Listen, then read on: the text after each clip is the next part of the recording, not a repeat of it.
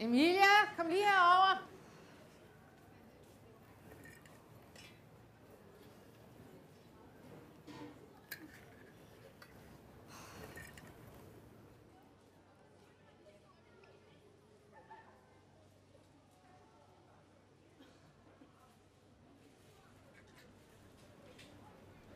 Men mor...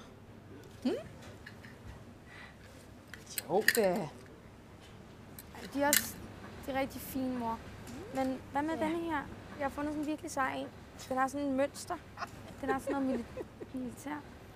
Ja, Emilie, det er jo drengetøj. Ja, du skal da have en kjole på, når Susanne og hendes datter kommer over. Vi legede simpelthen så godt sammen dengang, du og Lise. Ja, det gjorde vi sikkert. Okay. Det er også længe siden, I to har set hinanden. Ja. Kom. Jeg synes, denne her er god. Lad os gå op og betale den.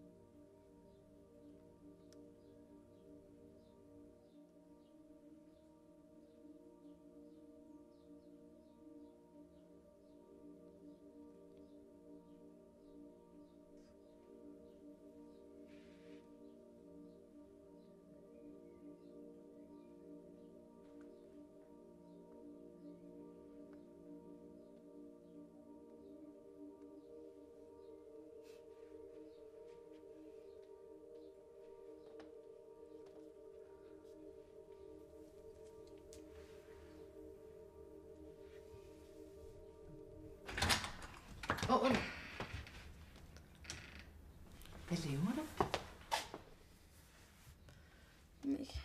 Hvad er du gang med? Sig mig, skal jeg være bekymret? Nej, mor, jeg har det fint. Fint? Det bekymrer mig da, når du står og laver sådan nogle mærkelige ting. Det skræmmer mig da, Emilie.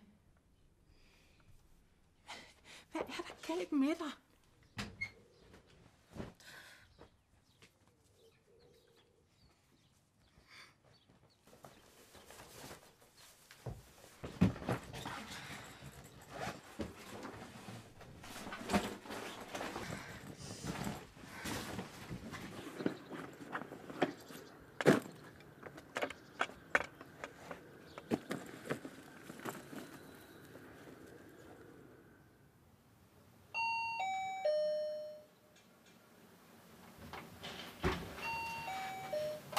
Hallo? Hey Simon, vil du ikke lukke mig ind? Mor, hun er fucking nederen. Du bliver nødt til at tage dig sammen. Du bliver nødt til at tage hjem, og du bliver nødt til at sige fra. Ja, det kan jeg ikke. Altså... Jo, du kan. Nej, jeg kan ikke.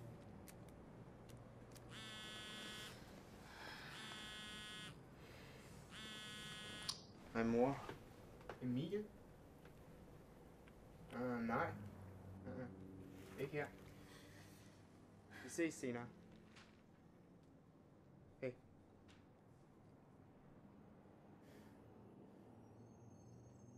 Du bliver altså nødt til at tage hjem. Altså, det kan jeg ikke. Jo, det kan du godt.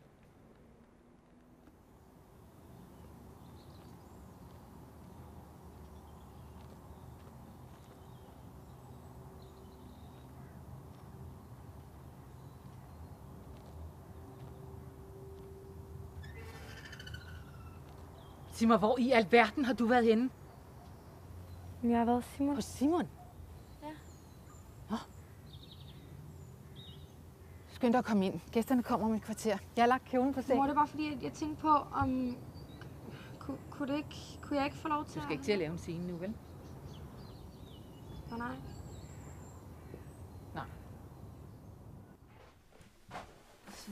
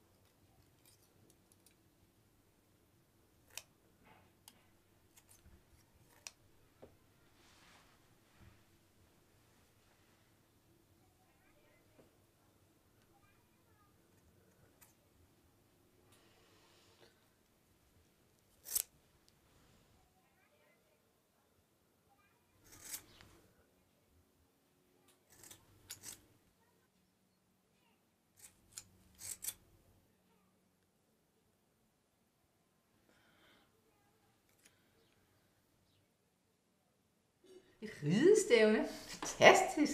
Du må da være stolt, Susanne. Ja, du skulle have set hende ude. Hun gjorde det så godt. Hun tog hele dommerpanelet med storm. Virkelig godt.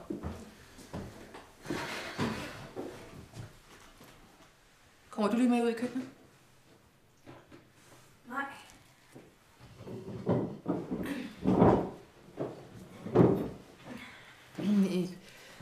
Emilie har fået en sygdom, som gør, at hendes hår er begyndt at falde af. Har du fået kræft, Emilie? Kræft? Nej. Nej, bestemt ikke. Bare rolig, Susanne. Jamen, hvad er det så?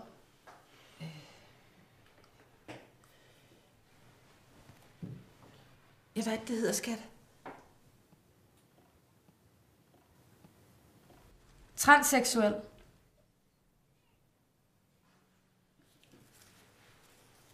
Er det en sygdom? Det er bare en forvirret fase. En forvirret teenager kan gå igennem. Susanne, prøv at forestille dig, at du har en kæmpe stor pik. Sådan en ordentlig satan mellem benene. Ja, jeg forstår ingenting. Nej, det gør du nok ikke. Hvad for en scene kunne du tænke dig at starte med? Jeg tror, vi starter med den, ikke? Værsgo.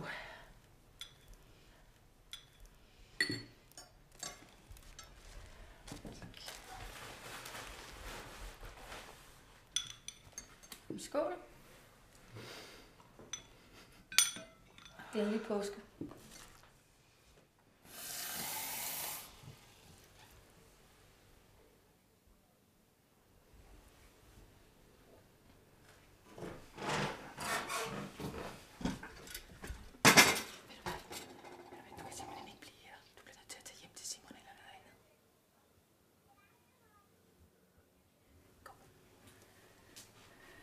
Hvor skal jeg stille det her? Stil du det der, søde Lise. Din mor og dig, I virker virkelig som om, I har fundet lykken sammen som mor og datter. Det er sgu så meget sagt. Undskyld, hvad mener du? Det er bare skide irriterende, at min mor prøver at få alting til at se perfekt ud.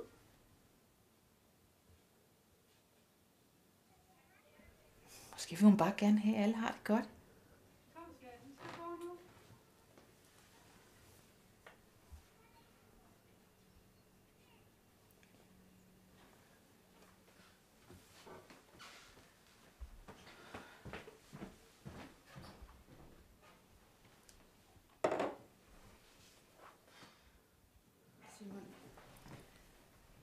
Simon, er jeg en dårlig mor? Vi bliver nødt til at gå ud til de andre. Jeg spurgte dig om noget. Er jeg er en dårlig mor.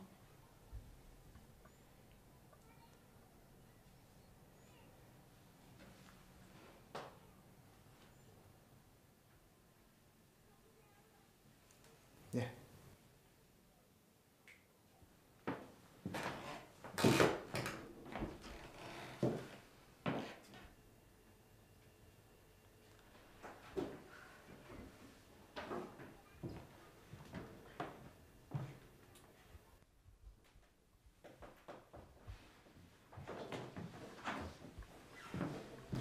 Det gik da meget godt.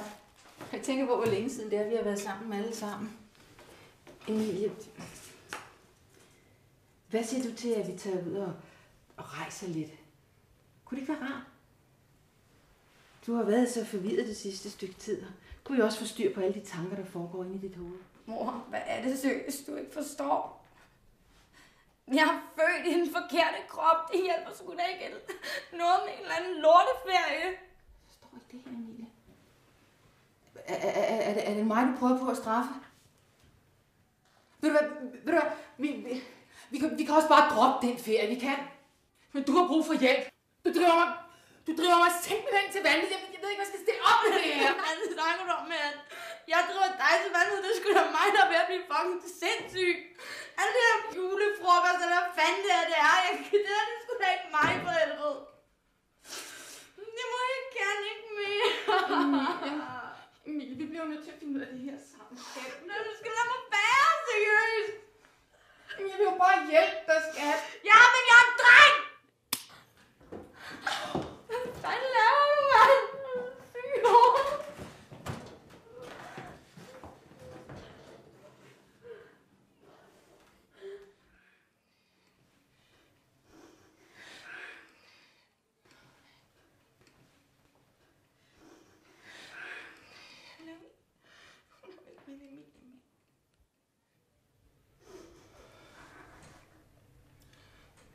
Simon? Jeg vil gerne have, at du tager dit slips af. Mit slips? Tag dit slips af.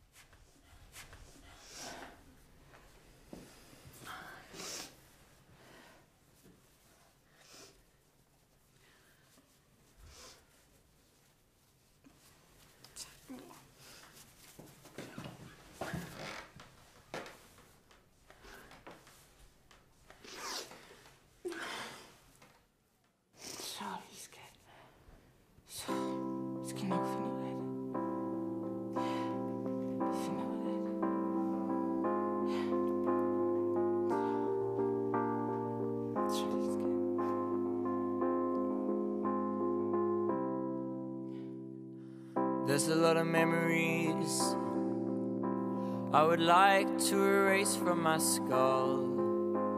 It was lurking at us for months. Its sharpened dents and claws. Escape this evil circus.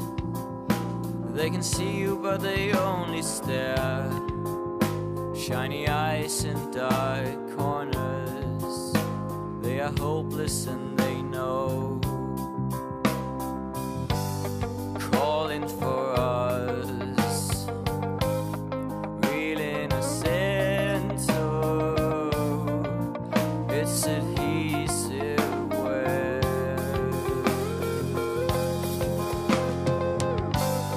Calling for us.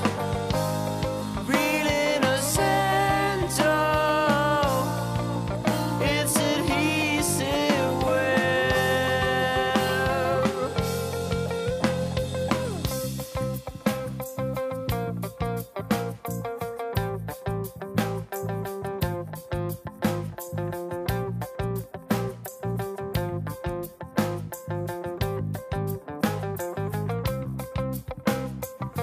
There's a lot of memories and they're eating me up from inside.